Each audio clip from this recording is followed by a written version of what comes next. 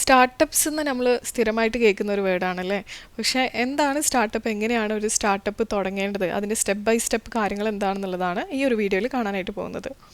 Startups പറഞ്ഞു കഴിഞ്ഞാൽ ഒരു പുതിയൊരു ബിസിനസ്സാണ്. അതിൻ്റെ മെയിൻ ഉദ്ദേശം എന്ന് വെച്ച് കഴിഞ്ഞാൽ ഒരു സ്പെസിഫിക് ആയിട്ടുള്ള ഒരു പ്രോബ്ലം ഇതുവരെ കാണാത്ത രീതിയിൽ അല്ലെങ്കിൽ ഇതുവരെ ആരും ചിന്തിച്ചിട്ടില്ലാത്ത രീതിയിൽ യുണീക്കായിട്ടുള്ള ഒരു പുതിയ ഒരു ഇന്നോവേറ്റീവ് ആയിട്ടുള്ള ഒരു വേയിലൂടെ സൊല്യൂഷൻസ് കണ്ടുപിടിക്കുക എന്നുള്ളതാണ്.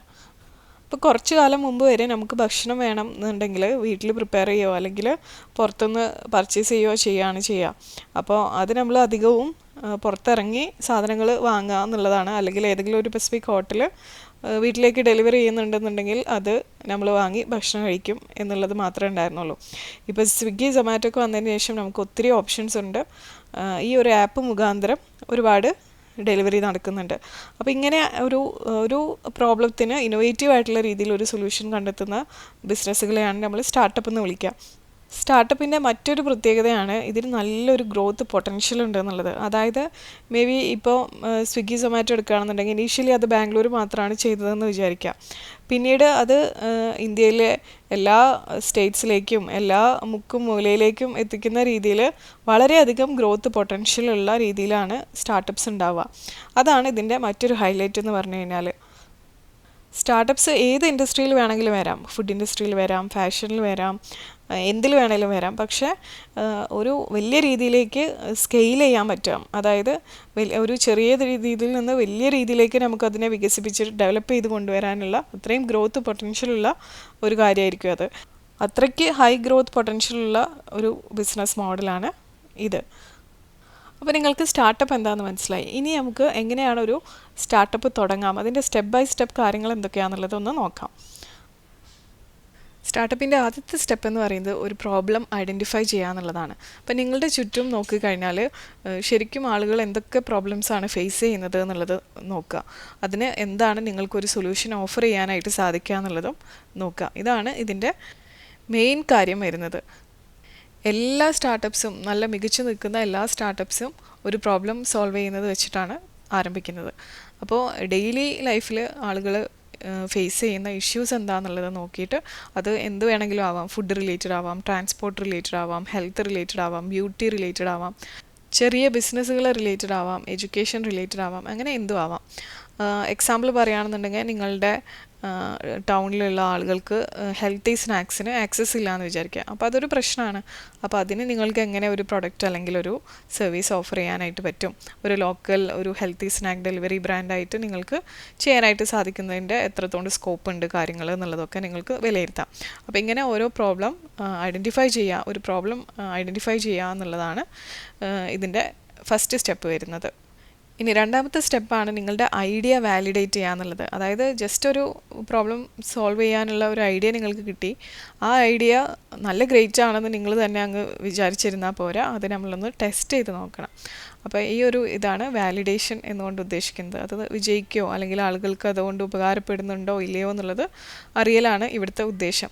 അപ്പോൾ നിങ്ങളുടെ പൊട്ടൻഷ്യൽ കസ്റ്റമേഴ്സ്, അതായത് നിങ്ങളുടെ കസ്റ്റമേഴ്സ് ആവാൻ സാധ്യതയുള്ള ആളുകളായിട്ട് നിങ്ങൾക്ക് സംസാരിക്കാം, അവരുടെ അടുത്തുനിന്ന് ഫീഡ്ബാക്ക് എടുക്കാം.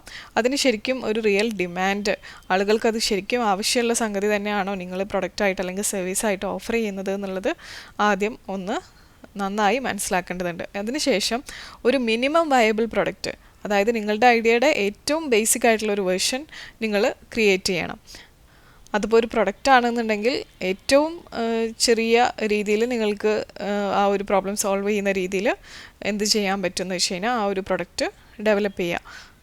ഇതിനെയാണ് MVP, അതായത് മിനിമം വയബിൾ പ്രൊഡക്റ്റ് എന്ന് പറയുന്നത്. ഒരു സാമ്പിൾ അല്ലെങ്കിൽ ഒരു പ്രൊഡക്റ്റിൻ്റെ ബേസിക് വേർഷൻ ഉണ്ടാക്കുന്നതിനാണ് MVP എന്ന് പറയുന്നത്.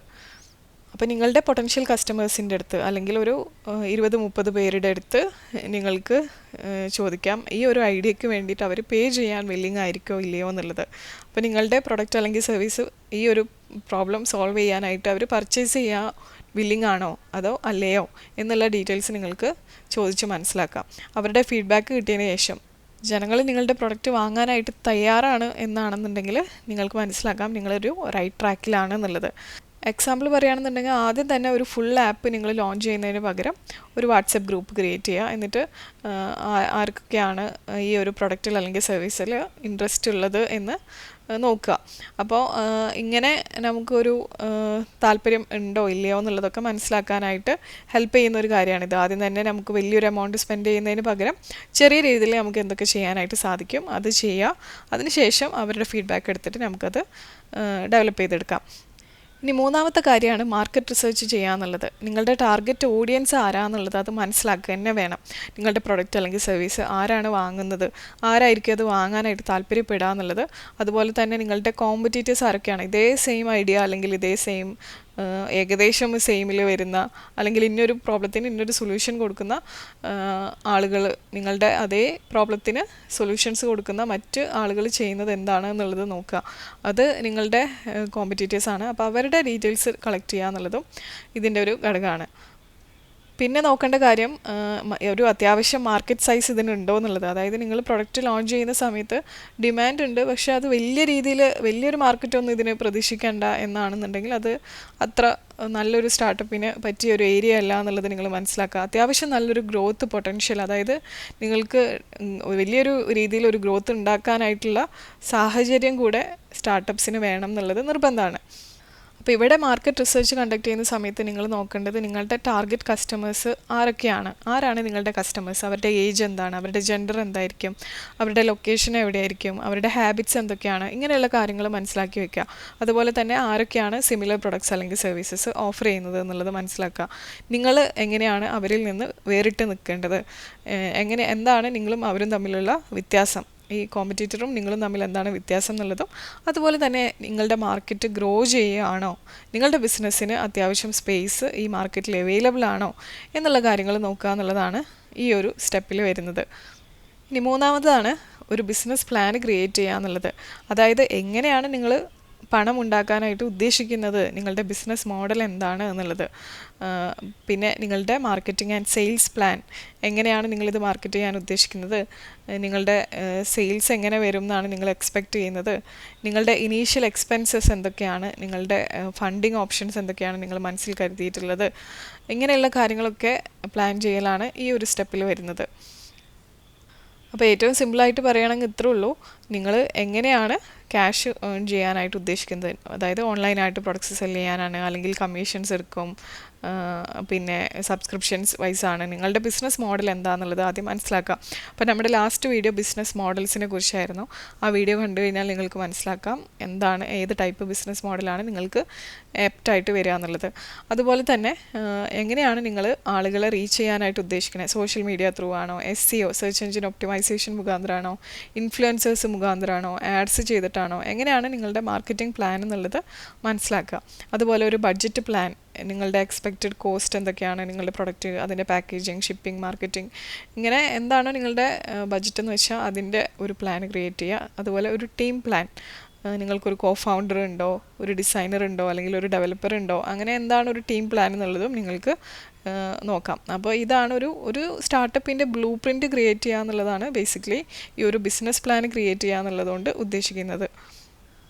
അഞ്ചാമതായിട്ട് നിങ്ങൾ ബിസിനസ് രജിസ്റ്റർ ചെയ്യുക എന്നുള്ളതാണ്. അതായത് നിങ്ങളുടെ ബിസിനസ് ലീഗലാക്കുക എന്നുള്ളത്. നിങ്ങൾക്കൊരു സ്ട്രക്ചർ ചൂസ് ചെയ്യാം. ഒരു പ്രൊപ്പറേറ്റർഷിപ്പാണ്, ഒറ്റയ്ക്കാണ് നിങ്ങൾ ബിസിനസ് ചെയ്യുന്നത് എന്നുണ്ടെങ്കിൽ പ്രൊപ്പറേറ്റർഷിപ്പായിട്ട് രജിസ്റ്റർ ചെയ്യാം. ഇല്ലെങ്കിൽ പാർട്ട്ണർഷിപ്പായിട്ടോ അല്ലെങ്കിൽ LLP ആയിട്ടോ പാർട്ട്നേഴ്സ് ഉണ്ടെന്നുണ്ടെങ്കിൽ അങ്ങനെ നിങ്ങൾക്ക് രജിസ്റ്റർ ചെയ്യാം. ഇല്ല ഫണ്ടിങ് ആവശ്യമാണ്, സ്കെയിലപ്പ് വേണം എന്നുണ്ടെങ്കിൽ നമുക്ക് എന്ത് ചെയ്യാം, ഒരു പ്രൈവറ്റ് ലിമിറ്റഡ് കമ്പനിയായിട്ട് രജിസ്റ്റർ ചെയ്യാം. അപ്പോൾ ഇതിന് നിങ്ങൾക്ക് GST രജിസ്ട്രേഷൻ അപ്ലൈ ചെയ്യാം, ഫുഡ് ലൈസൻസ് എടുക്കാം, ഫുഡ് റിലേറ്റഡ് ബിസിനസ് ആണെങ്കിൽ ട്രേഡ് മാർക്ക് എടുക്കാം. അപ്പോൾ ഇതൊക്കെ ഈ രജിസ്ട്രേഷനിൽ വരുന്ന കാര്യങ്ങളാണ്. ആറാമതായിട്ട് ഫിനാൻസസ് സെറ്റ് ചെയ്യുക എന്നുള്ളതാണ്. അതായത് ഒരു ബിസിനസ് ബാങ്ക് അക്കൗണ്ട് തുടങ്ങാം. ടാലി, സോഹോ ബുക്സ് അല്ലെങ്കിൽ സിമ്പിൾ എക്സലൊക്കെ നിങ്ങൾക്ക് അക്കൗണ്ടിങ്ങിനായിട്ട് ഉപയോഗിക്കാം. അതിനുശേഷം ഒരു ബഡ്ജറ്റ് സെറ്റ് ചെയ്തിട്ട് നിങ്ങളുടെ എക്സ്പെൻസസ് ട്രാക്ക് ചെയ്തുകൊണ്ടിരിക്കുക. ഡേ 1 മുതൽ നിങ്ങളുടെ ഇൻകം, അതുപോലെ എക്സ്പെൻസസ്, ടാക്സസ് ഒക്കെ നിങ്ങൾ ട്രാക്ക് ചെയ്തുകൊണ്ടിരിക്കണം. അതുപോലെ തന്നെ നിങ്ങളുടെ ബഡ്ജറ്റിൽ നിങ്ങൾ നിൽക്കാനായിട്ടും ശ്രദ്ധിക്കണം. ഒരിക്കലും ബിഗിനിങ്ങിൽ തന്നെ, തുടക്കത്തിൽ തന്നെ ഓവർ സ്പെൻഡ് ചെയ്യരുത്. ആവശ്യത്തിനധികം സ്പെൻഡ് ചെയ്തിട്ട് നമുക്ക് ബുദ്ധിമുട്ടുണ്ടാക്കുന്ന രീതിയിൽ നിങ്ങൾ പ്ലാൻ ചെയ്യാതിരിക്കുക. ആവശ്യമുണ്ടെന്നുണ്ടെങ്കിൽ ഒരു ടീം ബിൽഡ് ചെയ്യുക എന്നുള്ളതാണ് അടുത്ത സ്റ്റെപ്പ്. ആദ്യം തന്നെ ഒരു ബിഗ് ടീം വേണം എന്നൊന്നുമില്ല, പക്ഷേ നിങ്ങൾക്ക് ചിലപ്പോൾ അതൊരു വളരെ ആപ്റ്റായിട്ടുള്ളൊരു സഹായമായിട്ട് വരാം. അതുകൊണ്ട് അങ്ങനെ ഒരു സഹായം നിങ്ങൾക്ക് ആവശ്യമുണ്ടെന്നുണ്ടെങ്കിൽ നിങ്ങൾക്ക് എന്ത് ചെയ്യാം, അത്തരത്തിലുള്ള ഒരു ടീം ബിൽഡ് ചെയ്തെടുക്കാനായിട്ടുള്ള കാര്യങ്ങൾ നോക്കാം. ഇനി അതല്ല എന്നുണ്ടെങ്കിൽ നിങ്ങൾക്ക് ഫ്രീലാൻസേഴ്സിനെ എടുക്കാം. ലോഗോ ഡിസൈനിന്, സോഷ്യൽ മീഡിയക്ക്, വെബ്സൈറ്റ് സെറ്റപ്പിനൊക്കെ ഒരു ആളെ ഹയർ ചെയ്യുന്നതിന് പകരമായിട്ട് ഫ്രീലാൻസേഴ്സ് മുഖാന്തരം നമുക്ക് സർവീസസ് എടുത്ത് ഇനീഷ്യലി കോസ്റ്റ് കുറഞ്ഞ രീതിയിൽ തന്നെ നമുക്ക് കാര്യങ്ങൾ ചെയ്യാനായിട്ട് സാധിക്കും. അപ്പോൾ ടെക് സ്റ്റാർട്ടപ്സിനൊക്കെ ആണെന്നുണ്ടെങ്കിൽ ഒരു ഫൗണ്ടറെ അല്ലെങ്കിൽ ഒരു ഡെവലപ്പറൊക്കെ നിങ്ങൾ കണ്ടെത്തുകയാണെന്നുണ്ടെങ്കിൽ അത് കുറേ കൂടെ ബെറ്റർ ആയിരിക്കും. പിന്നെ നിങ്ങൾ കണ്ടെത്തുന്ന ആൾ അല്ലെങ്കിൽ നിങ്ങളുടെ ടീം എന്ന് പറയുന്നത് നിങ്ങളുടെ അതേ വിഷനും നിങ്ങളുടെ അതേ എത്തിക്സും ഫോളോ ചെയ്യുന്ന ആളായിരിക്കണം എന്നുള്ളതും നിർബന്ധമുണ്ട്. 8ാമത്തെ കാര്യമാണ് മാർക്കറ്റിൽ ലോഞ്ച് ചെയ്യുക എന്നുള്ളത്. നിങ്ങളുടെ പ്രൊഡക്റ്റ് റെഡി ആണെന്നുണ്ടെങ്കിൽ ലോകം നിങ്ങളുടെ പ്രൊഡക്റ്റിനെ പറ്റി അറിയണം. അപ്പോൾ ഇതിനായിട്ട് നിങ്ങൾക്ക് ഇൻസ്റ്റഗ്രാം ഉപയോഗിക്കാം, ഫേസ്ബുക്ക് ഉപയോഗിക്കാം, യൂട്യൂബ് ഉപയോഗിക്കാം, വാട്സാപ്പ് ഉപയോഗിക്കാം. അതിനുശേഷം വീഡിയോസ് ഉണ്ടാക്കാം, ബ്ലോഗ്സ് എഴുതാം, കസ്റ്റമേഴ്സിൻ്റെ സ്റ്റോറീസ് ഷെയർ ചെയ്യാം. പ്രൊഡക്ട്സ് ഒക്കെ ആണെന്നുണ്ടെങ്കിൽ അല്ലെങ്കിൽ സർവീസസ് ഒക്കെ ആണെന്നുണ്ടെങ്കിൽ സാമ്പിൾസ് ഓഫർ ചെയ്യാം, ഡിസ്കൗണ്ട് കൊടുക്കാം, ഗിവ് അവേയ്സ് ഒക്കെ കൊടുക്കാം. ഇനീഷ്യലി നമുക്കൊരു റീച്ച് ഉണ്ടാക്കാനായിട്ട് എപ്പോഴും റിവ്യൂസ് കളക്ട് ചെയ്തുകൊണ്ട് നിങ്ങളുടെ പ്രൊഡക്ട്സ് ഇമ്പ്രൂവ് ചെയ്യാനുള്ള രീതിയിൽ പ്ലാൻ ചെയ്യണം. അതൊരു കോൺസ്റ്റൻ്റ് ആയിട്ടുള്ളൊരു വർക്കായിരിക്കണം. അതായത് സ്ഥിരമായിട്ട് നിങ്ങൾ ആളുകളുടെ അടുത്തുനിന്ന് ഫീഡ്ബാക്ക് എടുത്ത് അതിനനുസരിച്ചിട്ട് നിങ്ങളുടെ പ്രൊഡക്റ്റ് അല്ലെങ്കിൽ സർവീസ് ഇമ്പ്രൂവ് ചെയ്തുകൊണ്ടിരിക്കണം. അടുത്തതാണ് ഫണ്ടിങ് ഓപ്ഷൻസ് എന്ന് പറയുന്നത്. അതായത് നിങ്ങൾക്ക് ഒബ്വിയസ്ലി വളരണം എന്നുണ്ടെങ്കിൽ, ഗ്രോത്ത് വേണം എന്നുണ്ടെങ്കിൽ ഗ്രോത്തിന് വേണ്ടിയിട്ട് ക്യാഷ് ആവശ്യമാണ്. അപ്പോൾ അതിനായിട്ട് നിങ്ങൾക്ക് ബൂട്ട് സ്ട്രാപ്പിംഗ് ചെയ്യാം. അതായത് നിങ്ങളുടെ തന്നെ സേവിങ്സ് ഉപയോഗിക്കാം, അല്ലെങ്കിൽ ഫ്രണ്ട്സ് ആൻഡ് ഫാമിലീൻ്റെ അടുത്തുനിന്ന് ചെറിയ ലോണോ അല്ലെങ്കിൽ ഇൻവെസ്റ്റ്മെൻ്റ് ആയിട്ടോ നിങ്ങൾക്ക് ഫണ്ട് എടുക്കാം. ഏഞ്ചൽ ഇൻവെസ്റ്റേഴ്സ്, അതായത് വെൽത്തി ആയിട്ടുള്ള, അതായത് അത്യാവശ്യം റിച്ച് ആയിട്ടുള്ള ഇൻഡിവിജ്വൽസ് തന്നെ ഏർലി സ്റ്റേജിലുള്ള സ്റ്റാർട്ടപ്സിൽ ഇൻവെസ്റ്റ് ചെയ്യാൻ തയ്യാറായിട്ടുള്ളവരുണ്ടാവും. അപ്പോൾ അങ്ങനെയുള്ള ഏഞ്ചൽ ഇൻവെസ്റ്റേഴ്സിനെ നിങ്ങൾക്ക് കണ്ടുപിടിക്കാം. അതുപോലെ തന്നെ VCs അല്ലെങ്കിൽ വെഞ്ചർ ക്യാപിറ്റലിസ്റ്റുകൾ, അവർ വലിയ ബിഗ് ഇൻവെസ്റ്റേഴ്സാണ്.